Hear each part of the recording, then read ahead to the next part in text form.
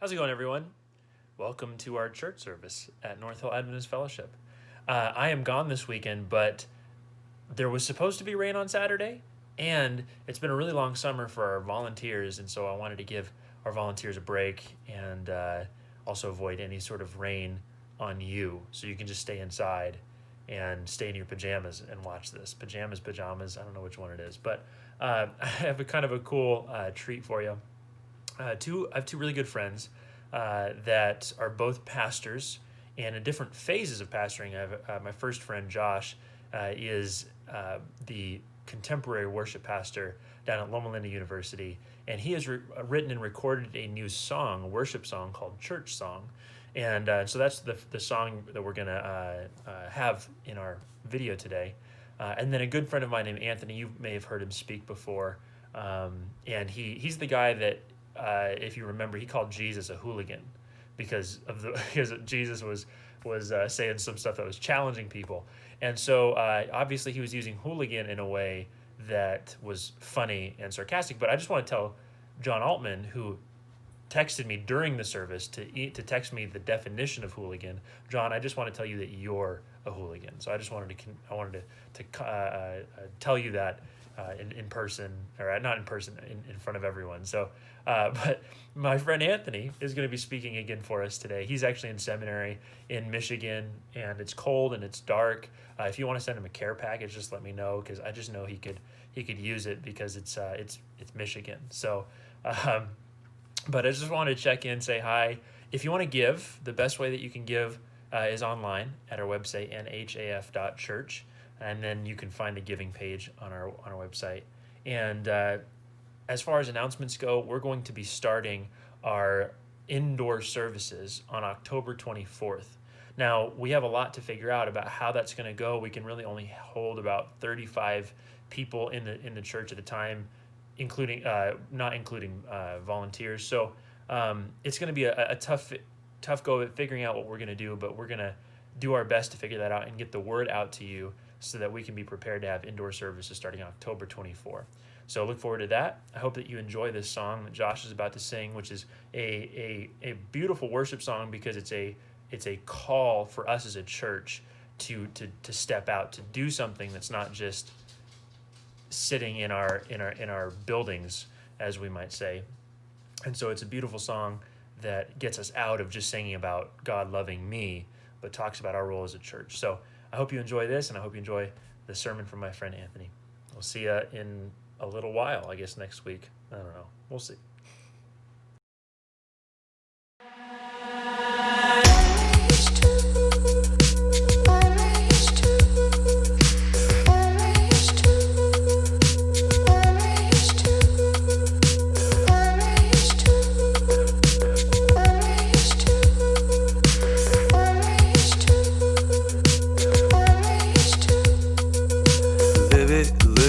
Take it outside, take it, breathe it, make it your life. More than enough, love is more.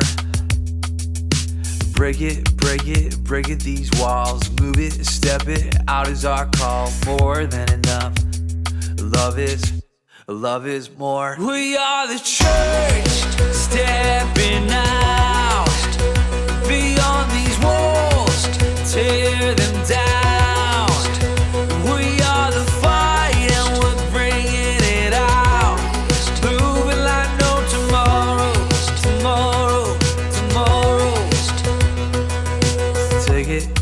Do what you say, give it all away. More than enough, we got more. Break it, these walls. Move it, step it, out is our call.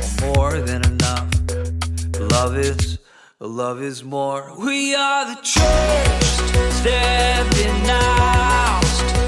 Beyond these walls, tear them down.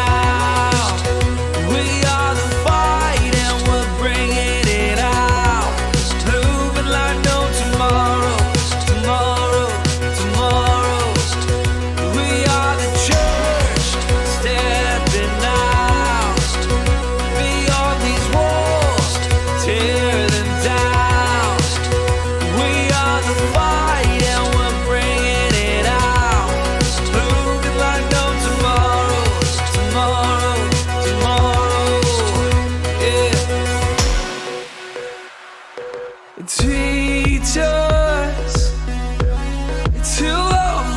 like you do, to move how you move into the impossible, uncomfortable, unreachable, yeah.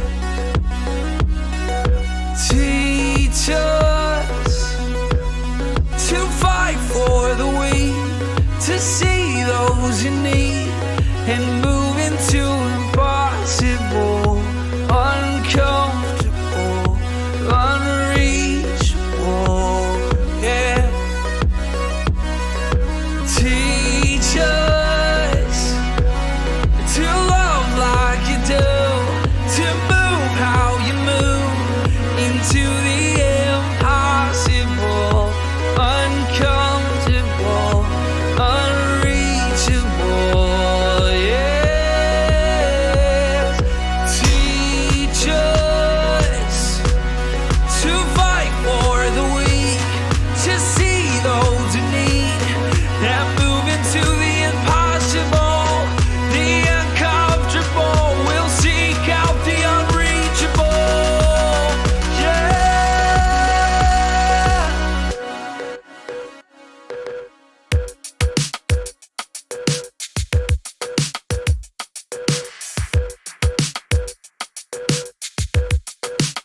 We are the church, stepping out beyond these walls, tear them down.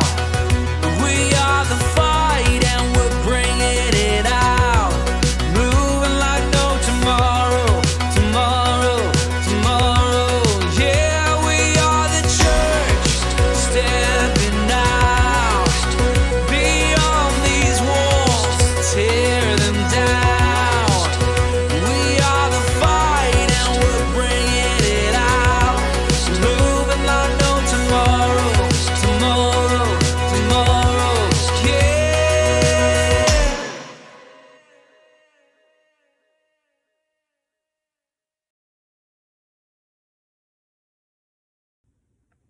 Hello, friends. Pastor Anthony Lyder here, just swinging by to visit and hang out with you guys today. Now, I'm real excited just to spend time with you guys. Always a pleasure to spend time with North Hill. I'm a little bummed I could not be there in person, but alas, not only am I at Andrews University studying at the seminary here, but I also have COVID right now. So that's also a thing. I've been quarantined on campus. They have me situated in kind of a building that's kind of off from the rest of the buildings. I think I'm the only one in this building. I haven't left my room in like 2 weeks, so it's been kind of wild. But I'm almost free. I just got a couple days left, and I'm feeling on the mend. So I hope all of you are well, that your hearts are well, that none of you have COVID, and for those who are sick or have family members who are sick, know that you're in my thoughts, because it's wild. We're living in a wild time right now. But I want to dive right into what we're going to talk about today, because I'm just super stoked about it, and I feel like God's really put on my heart a message to share with you guys. So I'm super stoked. So let's dive straight in. Today I want to talk about listening with you guys. I want to talk about listening, and I want to read you guys a quote here from Kate Murphy. She is a New York Times writer, and she recently wrote this book called You're Not Listening. It came out in January of this year, actually, January 2020. And she includes this quote here in the beginning of the book. She says, "When I interview people, whether it's a person on the street, CEO, or celebrity, I often get the sense that they are unaccustomed to having someone listen to them. When I respond with genuine interest to what they are saying and encourage them to tell me more, they seem surprised, as if it's a novel experience. They noticeably relax and become more thoughtful and thorough in their responses. Assured I'm not going to rush them, interrupt, or glance at my phone. I suspect this is why so many end up sharing such tender things with me, unsolicited by me and wholly unrelated to the story I'm writing. They find in me someone who will finally, at last, listen to them." Now, listening seems to be universally appreciated, but according to Kate Murphy in her book, she sort of puts forth the idea that we're living in an epidemic of bad listening, that we're not good at listening to each other. Now, there are multiple types of listening, right? No matter who you are, what age you are, whether you're married, not married, young or older, I bet you've probably been in a conversation where it felt like the other person was not listening well to you. I have this friend who love him so much to death, but he's always on his phone no matter what. And I'm not talking about Pastor Jesse right now. Jesse's he's a great listener. But I have a friend who, no matter what, you're trying to have a conversation, and this person's always on their phone, just consistently. Like you're trying, like, hey man, this is how my day was. Hey, I've just been thinking about this, or I'm really struggling with this, and he'll be like, oh yeah, sounds good. And we all probably know someone like that in this day and age, glued to their phone, or maybe they're just not a good listener, and it doesn't feel good. It feels really, really bad, uncomfortable. I feel like I'm not valued by you. And it speaks to a really interesting truth that I've discovered in my many years of 28 years old, that you can be hearing someone but not actually listening or valuing what they're saying, because that's what it communicates, right? That's what we all intrinsically feel when someone isn't listening. It's almost not that we're hurt they're not listening in and of itself. It's what listening communicates beneath the surface, right? Listening communicates, I value you, I see you, I love you. And so when we don't feel heard, when we don't feel listened to, we feel devalued. So there's multiple types of listening, right? There's a listening I just talked about, where someone can be hearing but not fully listening or valuing. But then there's another type of listening, and this is the listening of action, right? This is the listening of action. And I think my mom sums up this this type of listening probably the best. I remember as a young lad, I'd be playing with my Legos or whatever, in my room, or I'd be playing video games, or I'd be watching TV or wasting time outside. Or, my brother and I used to do, just hit the backyard, and we would, play all sorts of games, pretend to be Jedi, stuff like that, classic little kid stuff. And my mom would come and she would come and say, hey, have you done your chores yet? Now, my mom had this elaborate chore system that she would chuckle if she heard me talking about. But we had to do chores in my home growing up. And so my chore was, somehow I was almost always assigned either the trash or the dishes, truly the worst of all chores. What's funny now, this is an aside, what's funny now as an adult, I value so deeply my mom taking the time to teach me how to do dishes well, because when you're an adult, no one washes your dishes for you. Okay, back to what we're talking about here. My mom would say, hey, have you taken out the trash? Have you done your chore today? And, more likely than not, I would say, no, I haven't done it yet. Or, I'll do it later. I'll do it in a minute. I'll do it later.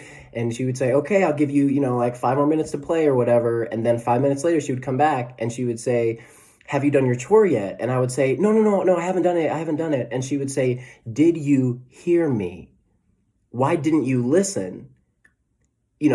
She would say, did you hear me? And I would say, inevitably I would say, yeah, I heard you. Kind of in that classic, little kid moment where you're just like, I heard you. You don't want a consequence. You don't want to get in trouble. So I'm like, I heard you. I'm going to do it. And she'd say, well, you weren't really listening. And what's implied there is really interesting, because all she says is, you weren't really listening. Why didn't you listen to me? And what's implied there is, if you truly were listening, you would have acted. And not only if you were truly listening, but if you were truly listening and truly valued the one who was speaking, you would have acted. And this reveals what I feel is sort of a tension within the Christian life. The longer I follow Jesus, the longer I'm alive. Again, my huge breadth of experience of being 28 years old, shy of 30, is so much of the Christian life is lived in the disconnect. So much of following Jesus is lived in the disconnect between what the scriptures say, what we hear Jesus saying, and what we actually experience. So Jesus says, ask and you shall receive. And then we ask and we don't receive. And we feel confused, and we feel dissonance between that. it says in the scriptures, all things work together for good, and then we lose a loved one, or we get sick, or tragedy happens. And we're left sort of reeling. So time and time again, the more people I know, the older I get, and the more people I pastor, I learn so much of the Christian life is lived in the disconnect. And so there seems to be this disconnect between what we hear Jesus saying and what we actually find ourselves doing. In today's reading, which I'm going to read in just a sec, Jesus says, love your neighbor as yourself. And yet some of us struggle to even like certain people that we know. You all maybe know a person like that. They're just hard to like. And I feel like sometimes you have to admit, it's okay to admit that. Some people are harder to like than others. It doesn't mean they don't deserve to be loved and valued, but sometimes people are hard to like. And some of us even struggle to have a conversation with people on Facebook who we disagree with politically. Right? We're living in an insanely polarized political moment currently. Right now, we have so much going on in the year of 2020. It feels like we have a decade of events packed into 1 year, right? So often there seems to be a disconnect between what we hear Jesus saying and what we find ourselves doing. It seems to be a truth that while we're called to be listeners of Jesus, we're bad at listening. We're not good at listening to him, and sometimes even worse at listening to each other. So that's where we're going today. I'm just going to spend a couple minutes kind of thinking about what does it mean to listen to Jesus, and what could be so important that Jesus would say, this is the most important command.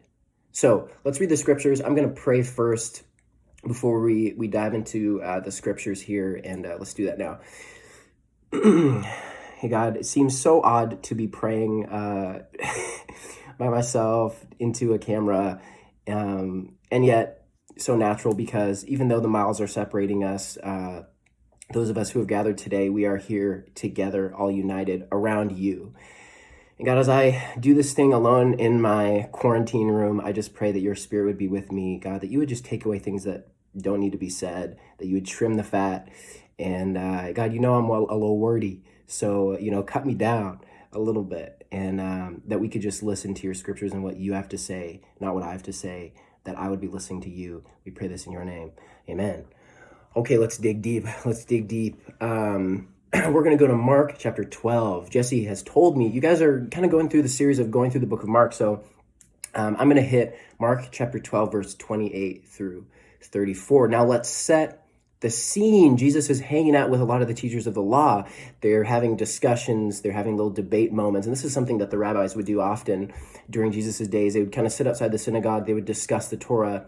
So many of them had huge portions of the Torah memorized, so they could just off the cuff throw those things out. That's exactly what they teach us to do here at seminary. So rest assured that I'm on that level. No, just kidding. Hopefully one day.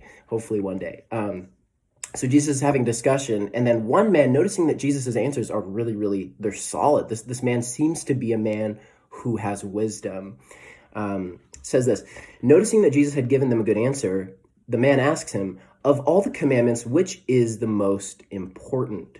The most important one, answered Jesus, is this, hear, O Israel, the Lord our God, the Lord is one.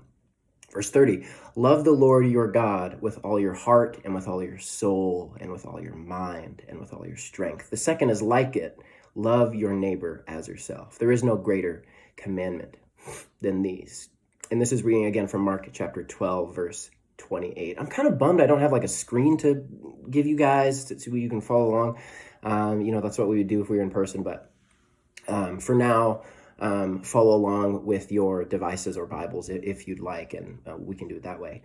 So what's happening here, right? Jesus is having this conversation with the rabbis, with the scholars, and a certain man he notices he's having good answers, right? So he asks him, what's the most important command? Jesus quotes, love the Lord your God with all your heart and with all your soul and your mind and your strength. And what's interesting, what Jesus is doing here is he's actually quoting and reciting what's known as the Shema, which is an ancient Jewish prayer going back hundreds of years, found in Deuteronomy chapter 6, verses 4 and 5. These words are not new words. Oftentimes we think Jesus is on the scene just spouting new words and stuff, but so often Jesus, he is a Jew rooted in the Torah. He's a Jew rooted in the Old Testament.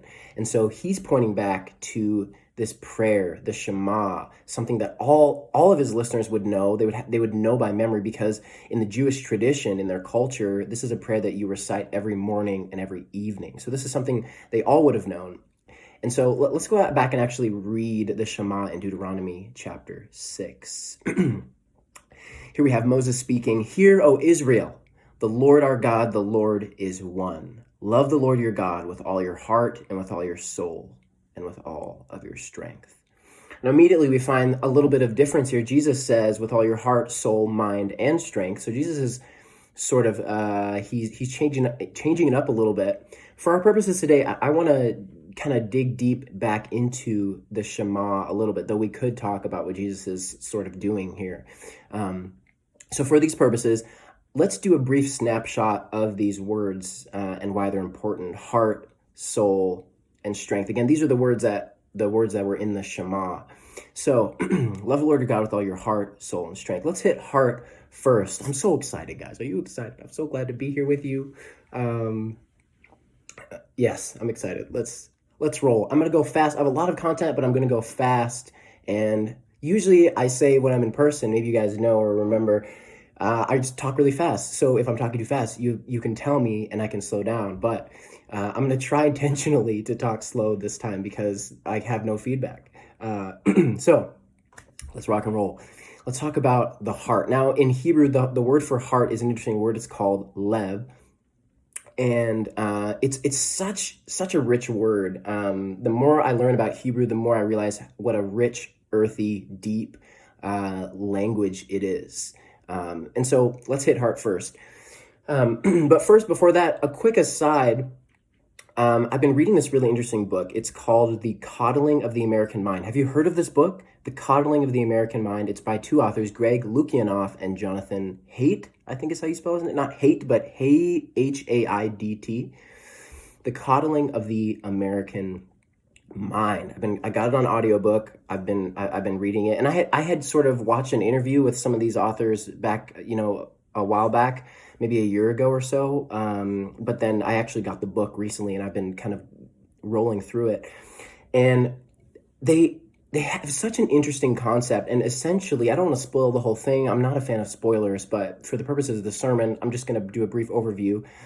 Essentially, what they're arguing here is that in the last 5 years or so, more and more Americans are buying into three essential untrue myths. And those three essential untrue myths are: number one, what doesn't kill you makes you weaker. Number two, always trust your feelings. And number three, life is a battle between good and evil people. So their essential thesis is that somehow within the last 5 years, more and more Americans have bought into these three myths or untruths, these three things that are actually not true, and that over time, this has actually gotten into the education system, and they have all this research and studies and lots of really, really, really awesome qualitative data that you could look up. But for the purposes today, I want to talk about the second myth that they talk about: always trust your feelings. They talk about this pervasive idea within our culture that our emotions are actually always reality, that they should always be trusted, that they're always healthy.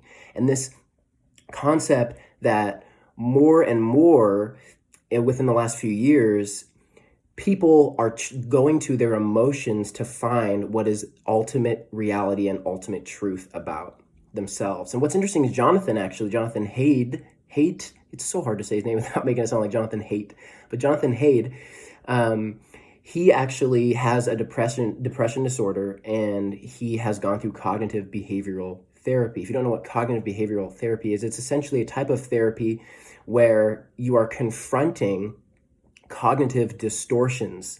And that's just a word for essentially untrue emotions or thoughts. And there's different categories of cognitive distortions. A couple of them are catastrophizing. So, if one thing goes wrong, you just say, well, everything's going wrong. Maybe you're on a trip with your family, you're trying to go camping, and, you forgot to bring the tent poles, and you're like, oh, well, like this whole trip is just doomed now because, the whole thing is over. not bringing tent poles is a pretty big dilemma when you are camping. So that might be a cause for catastrophizing if you're in the Pacific Northwest like you guys are and it's going to be raining the whole time. But let's go with something a little smaller. Maybe you didn't bring socks and all of a sudden you just erupt in, oh no, the world is ending. This trip is ruined, because I didn't bring socks. And another cognitive distortion is emotional reasoning. So you're using essentially your emotions to form an intellectual argument rather than using evidence.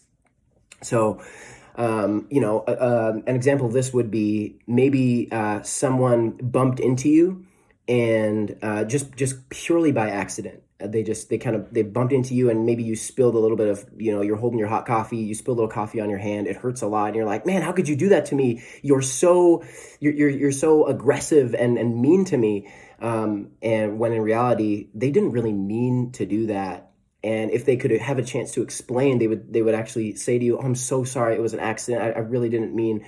But emotional reasoning would be the reality isn't what the evidence presents. Rather, reality is how I feel.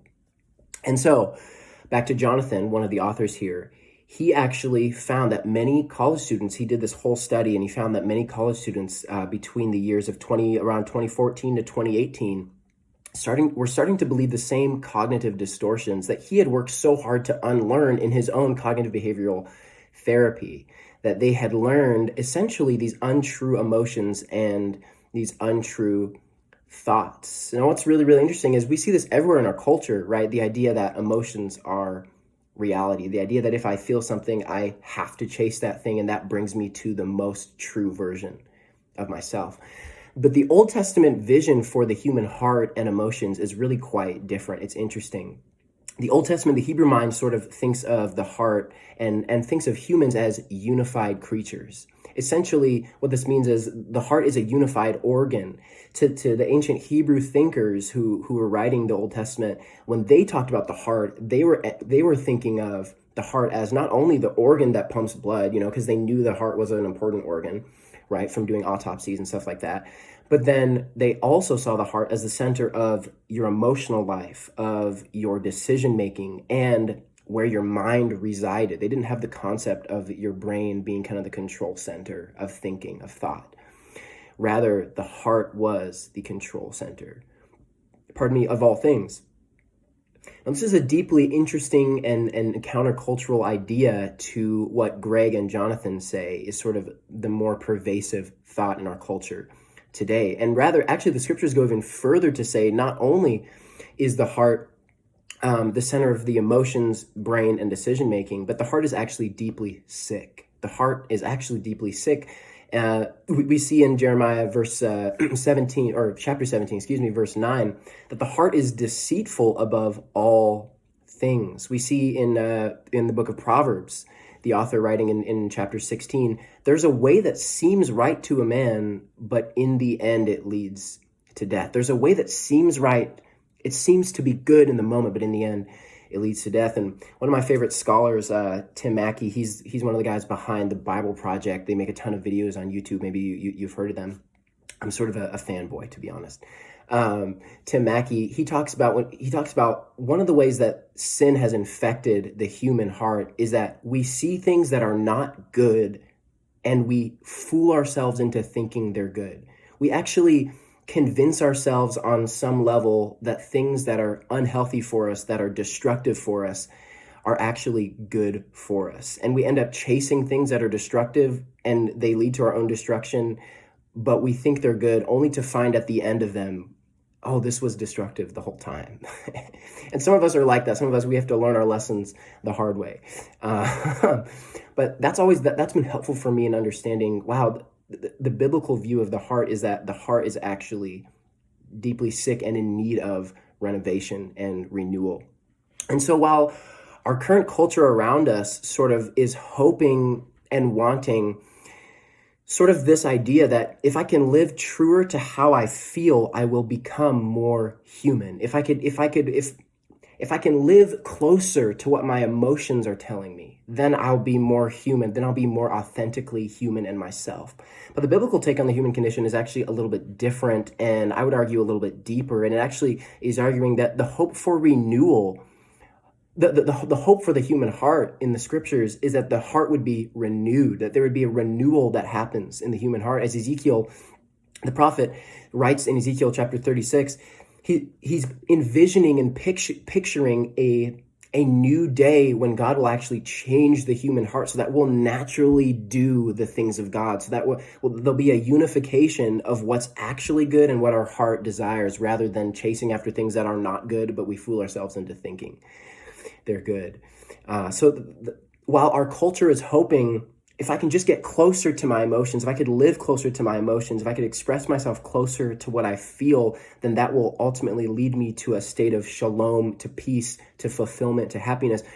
The biblical worldview is actually saying in response, no, our emotions actually can't be trusted. That yes, there is, and I feel like I have to be careful here, because yes, there is a level where what we feel is real. I'm not saying it's fake or imaginary or not a real thing.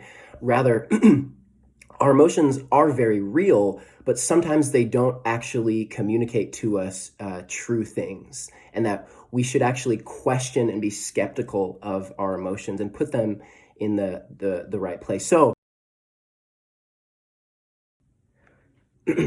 sorry about that. So what is this saying about the human heart? What in the world is this saying? What does it mean to love the Lord your God with all your heart? And I guess what I'm arguing is sort of what the scriptures are coming at, is loving the Lord your God with all of your emotions and your mind and your decision making. Now, this is really difficult.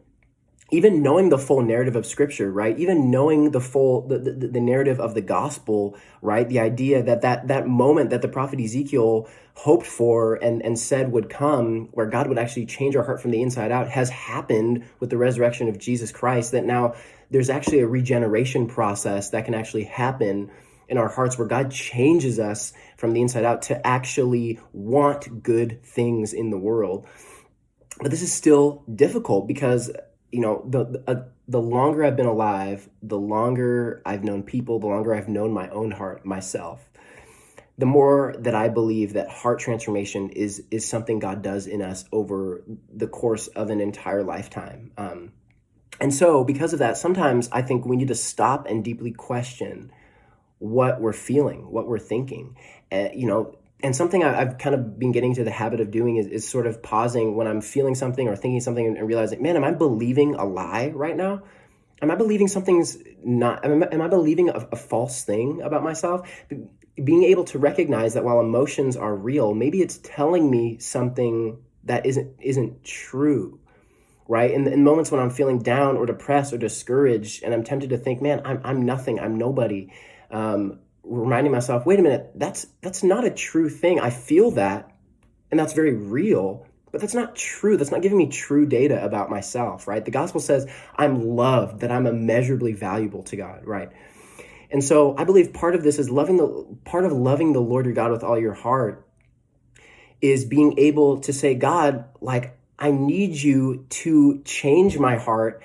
I need you to invade my heart, so that I can be in a place where I can recognize truth, where I can recognize true things about myself and the world, and not get caught in emotions that are very fickle and change and oftentimes cannot be trusted. So that is the heart. Let's move on to the soul. There's this really, really, one of my favorite books ever, Coddling of the American Mind is up there. Probably one of my favorite books I've been reading in the past few years. But one of my favorite books ever is actually a book called Sex, God by Rob Bell. Now, maybe that author, maybe you've heard the name of Rob Bell, and that gives you a little pause. Maybe he's sort of a controversial author. I don't know if he is anymore. He was, a while back. But this is one of his older books. So a lot of my friends and I here at seminary, we like to say, old Rob Bell or new Rob Bell. Old Rob Bell, this was before he started writing some things that are a little kind of wild. And this book was kind of written in that era, years and years ago. It's called Sex, God. And Really, really great book about sexuality, identity, and kind of the way that God created the human heart and soul to be. And he has this quote here where he's quoting a soldier in the Allied Liberation Army during World War II, the Holocaust. And his name is Lieutenant Colonel Merson Gonen, and he had recorded in his journal when they had liberated one of the camps. And I'm just going to read a little bit of it because it's really hard and really disturbing. I want to be wary of younger listeners, but he writes, "I can give no adequate description of the horror camp in which my men and myself were to spend the next month of our lives. It was just a barren wilderness, as bare as a chicken run. Corpses lay everywhere, some in huge piles. Sometimes they lay singly or in pairs where they had fallen. It took a little while to get used to seeing men, women, and children collapse as you walked by them. Piles of corpses, naked and obscene, with a woman too weak to stand, propping herself against them as she cooked the food we had given her over an open fire." It just gives a picture, a mental image of the horrors of the Holocaust, of a time when human dignity was not recognized, was not acknowledged, and we had mass genocide taking place. And what's interesting that I've found is no matter who you are, where you're from, it seems like when we look upon the horrors of the Holocaust, something in us is disgusted, something in us cries out for justice, something in us seems to intrinsically know that that was not only wrong or something negative, but actually evil.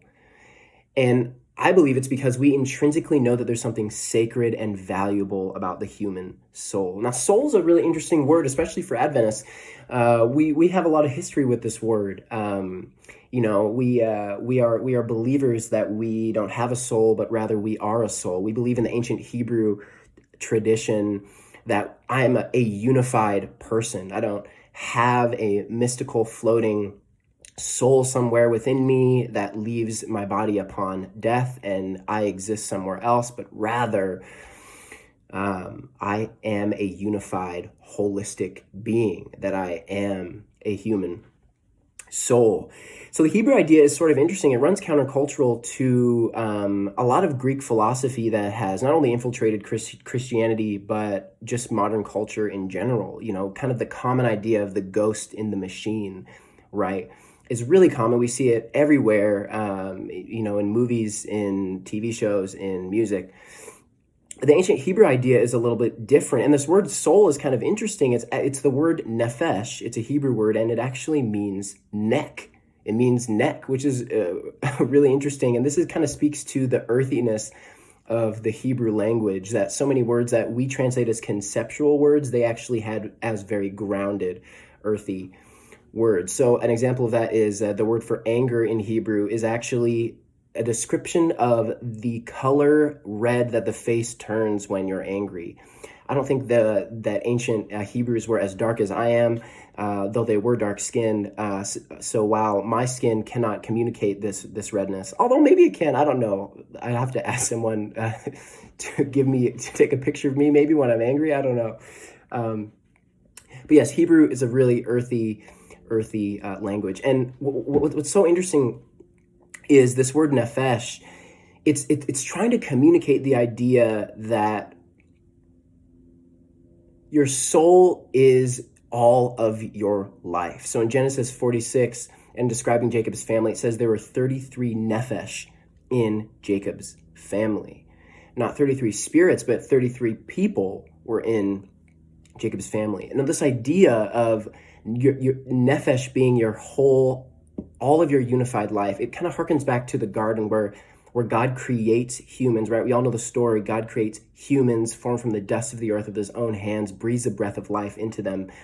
And then he creates them to be his image on earth. Now, this idea of being the image of God is actually a common Near Eastern idea where the book of Genesis would have been written.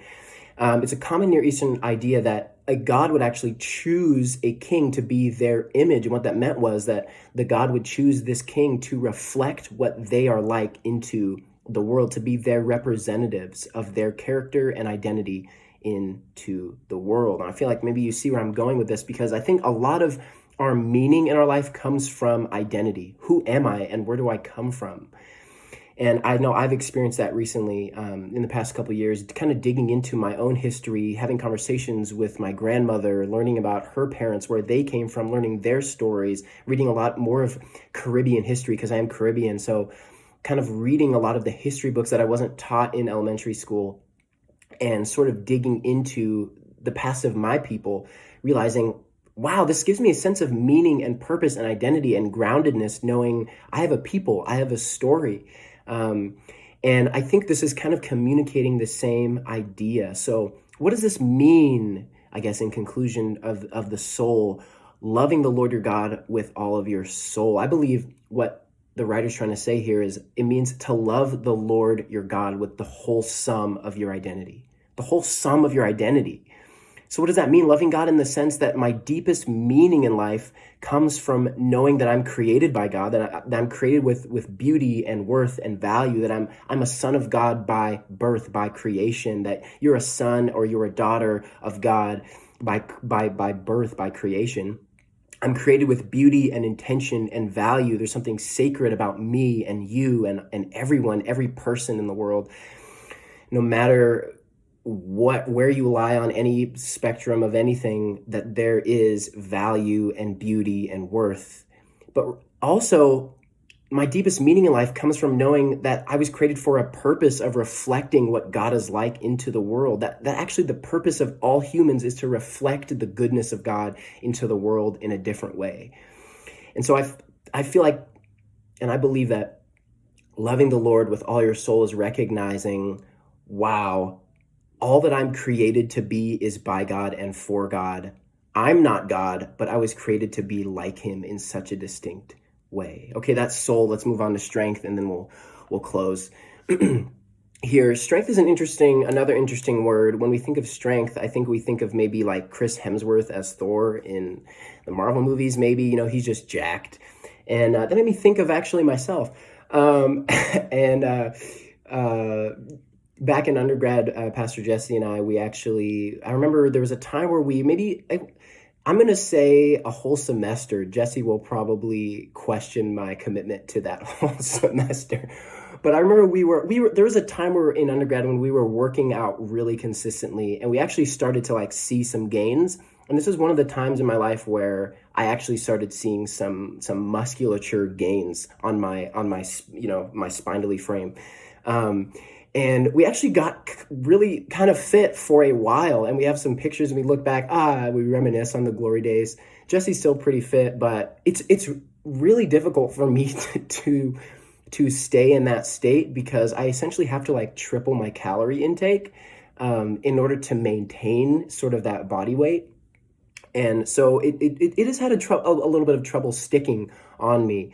But I think that's sort of the idea that comes to mind when we think of strength. We think of brawn, physical strength, or maybe emotional strength, sort of like a fortitude or a resilience.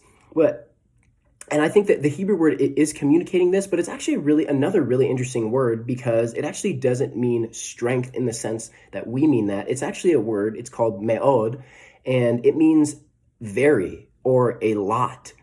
And it's kind of a weird word. Oftentimes translators will translate it as muchness, because it's just such a hard word to try and put into the form where we want to make it into strength. And actually, an example of this is in Genesis chapter 1, when God's creating on the seventh day.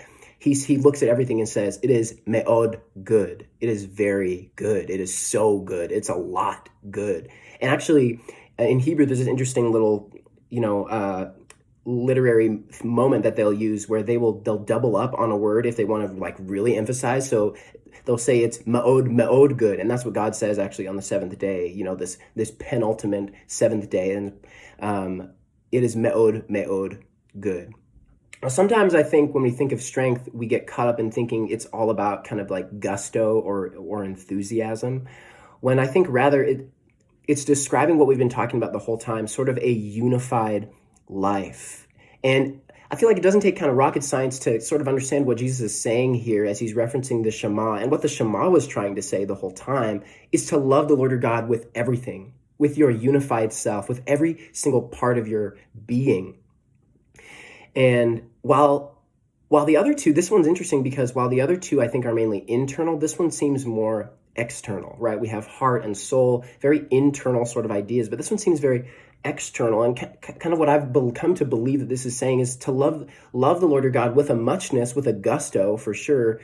But also, I feel like I want to pause here actually, because I think at times maybe we feel guilt or shame or discouragement because, man, I'm just not as enthusiastic about God or Jesus or the gospel as I once was about my faith. I feel, and sometimes I think we go through very natural moments of downness, of apathy. I think the dark night of the soul is a real thing. I've definitely experienced it. Moments of feeling disengaged, disinterested. And so I don't think you're not demonized if you've been in that place, if you are in that place, in that mode now. And because I don't think that's exactly what this is getting at, I think what it's trying to say, it's an external bursting forth of the love. It's when your love turns into action. And I think what it's trying to communicate is this idea of loving God in all the ways that you are much, in all of the very ways. You know, just like this word ma'od is it's communicating very, you know, like when God created the world, he said it's very, very good. It's so, so good. I think it's trying to communicate the idea that to love God in all the ways that we are very. So example, if you're very wealthy, love God with your wealth. If you're very artistic, love God with your art. If you're very intelligent, love God with your mind. If you're good with computers, love God with computers. If you're hilarious, I know some hilarious people.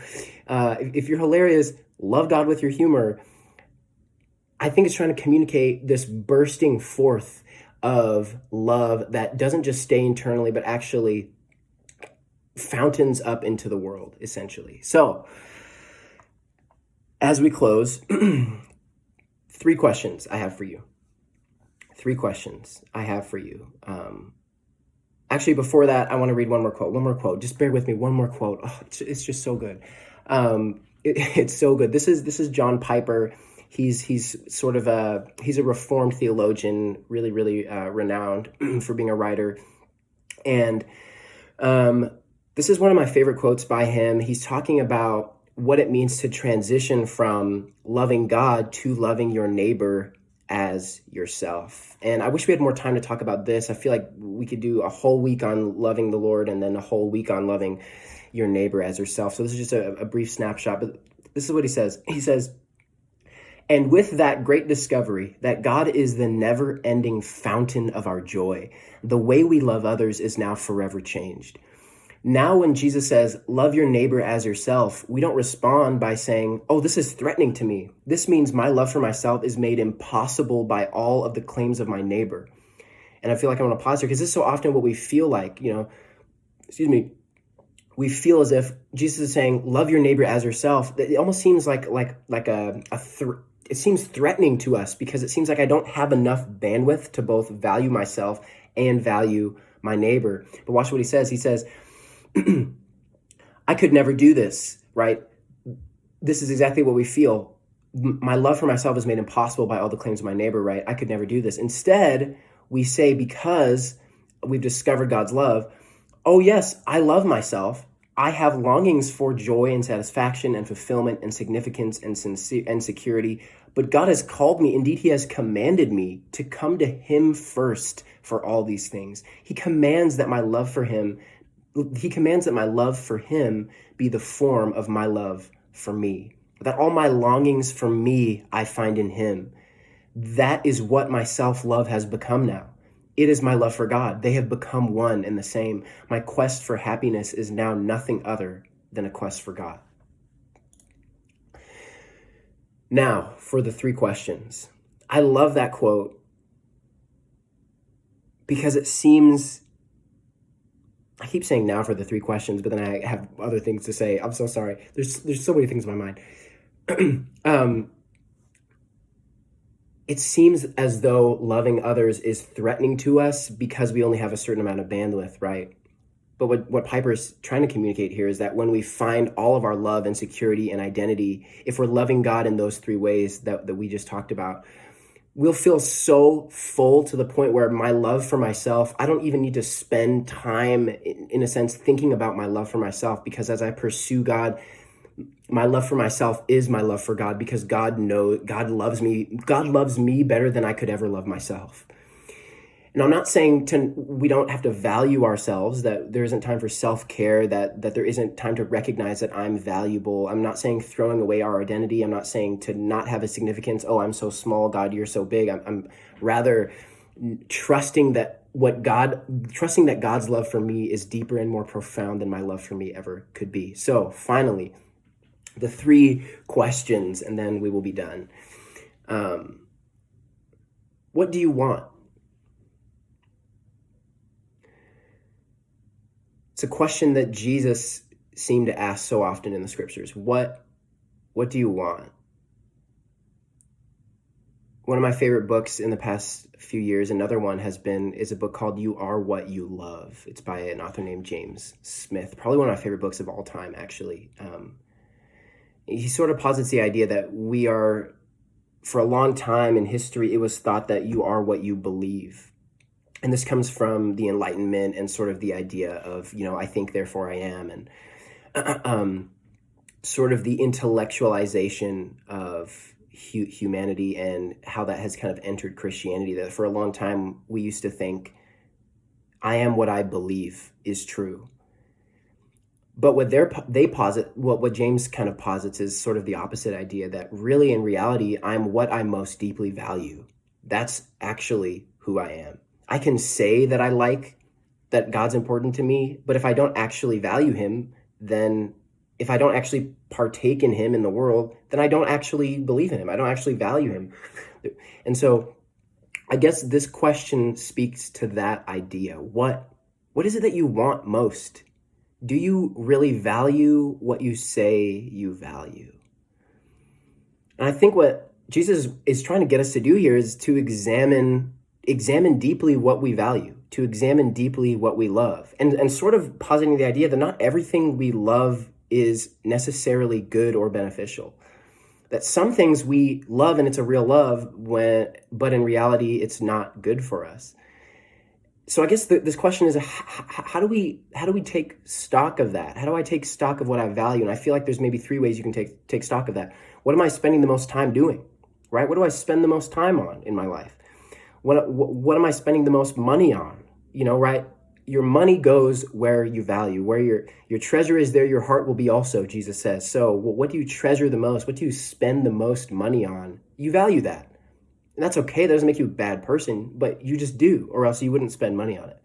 And finally, what do I talk the most about? What do I get most excited about?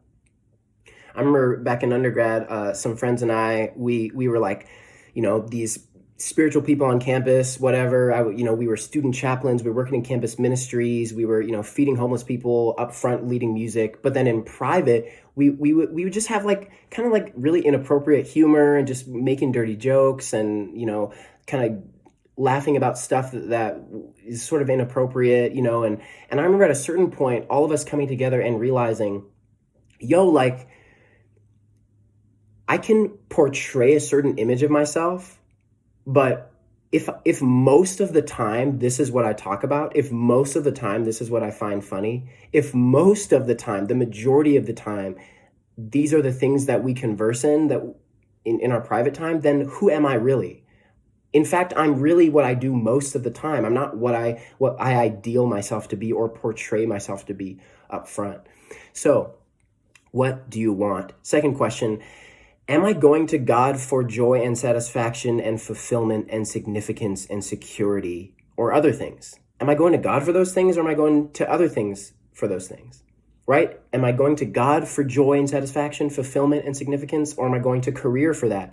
Am I finding all of my whole identity and significance in my career? Am I finding my whole identity and significance in a relationship with someone, in a marriage with someone, in an addiction to something, in all the money that I've acquired, maybe in just food? There's so many things that we find our identity and joy and significance in, other than God, when God is saying, no, like, find your joy and significance and identity and worth in me. And this is really hard, guys. Like, it takes learning to surrender. And I've found that time and time again in my life, God has tried to bring me to the point where he's hoping that I'll be able to surrender to him. And just to be real, just have a moment of transparency, this is exactly what I felt during my whole divorce moment. I felt the whole time like, God, like, could you change this person's heart? Could you change my heart? Change us? Would you do a miracle? Would you renovate? Would you make this work? Would you come through on your promise? You said that you would be good. You said you would be with us in this thing. Like, I'll do whatever it takes. Can you fix it? And he didn't. And for a long time, I was a little upset at God for that. I was like, God, why didn't you save my marriage? Like, God, why didn't you do something? And it took me a long time. It's taken me a long time. I'm still on this journey of learning. God's trying to get us to the point of surrender. And I actually took a class here at seminary with one of my favorite professors, Dr. Walsh. And something that he said in this class, this one line that sort of changed my life and kind of broke me. He said, God doesn't answer prayers. God doesn't answer prayers. God answers your whole life. God answers your whole life. God doesn't answer prayers. And that just wrecked me because I realized, wow, God's trying to get me to the point where he's moving me to the space where I can see him as king of my life and trust that he's a good king. Trust that God wants for me what I actually want in the most human part of myself, but can't even articulate, right? That there's things I think I want for myself, I think are good, but reality below that level in my heart, there's a level of the good things that I truly want for myself. And God wants those things for me more than I do, that he's so joyful for me. And he wants those things for you too. He desperately wants the things that you want for yourself more on a more profound level than even you do. And learning to trust that God is that good has been so hard for me. It's been really, really challenging. So am I going to God for those things, or am I going to other things for those things? And then finally, last question, and then we'll pray. How am I seeking to love my neighbor with the same love that I would use to love myself? How am I seeking to love my neighbor with the same love that I would use to love myself, right? Because that love has been freed up. That love has been freed up now, right? I don't have to spend all this time trying to love myself, because the love for myself I now find in God, right? I feel like this is especially difficult in our cultural moment, right? Everyone is so polarized. It's so hard to love your neighbor. And again, we could do a whole week on this. It's so hard to love your neighbor during this moment, especially people that we don't like or disagree with or we marginalize, right? Someone who's on the other side of the political spectrum, someone who disagrees with me. For the Trump people, it's hard to love the Biden people sometimes. Let's just be real. Let's just say the words. It's really tough in this moment for us to look across the lane and say, wow, I want to love you. Sometimes when I disagree with you so much. Now, I'm not trying to pick a side or talk about politics in this moment. I'm trying to get at the heart of, sometimes you disagree with someone, and it's okay to disagree with someone, but what Jesus is coming back to us with is, it's okay to disagree, but you're still called to love. You're still called to love that person. So what does that mean? What does that mean to love your neighbor? What in the world does that mean? I think sometimes it just starts with listening. Just having no agenda. And man, this seems like a good spot to end. Sometimes love is listening. And that's what I've certainly found in my life. The moments when I felt the most valued is when someone just listened to me with no agenda. And maybe that's what you can do for someone you disagree with. Maybe that's something you can do for your neighbor. Maybe that's something you can do for your spouse. Maybe that's something you can do for your kids. Maybe that's something you can do for your boyfriend, your girlfriend. Just stop and listen.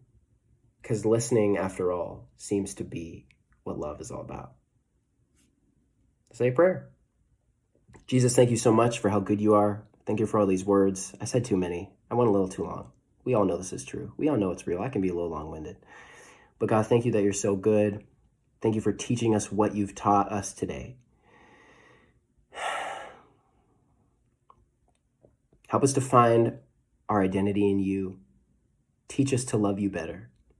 Teach us to love each other better, especially people that we disagree with, especially people we don't like, especially people we marginalize. Lead us in your ways of love and listening. Amen. Happy Sabbath, friends. See you next time.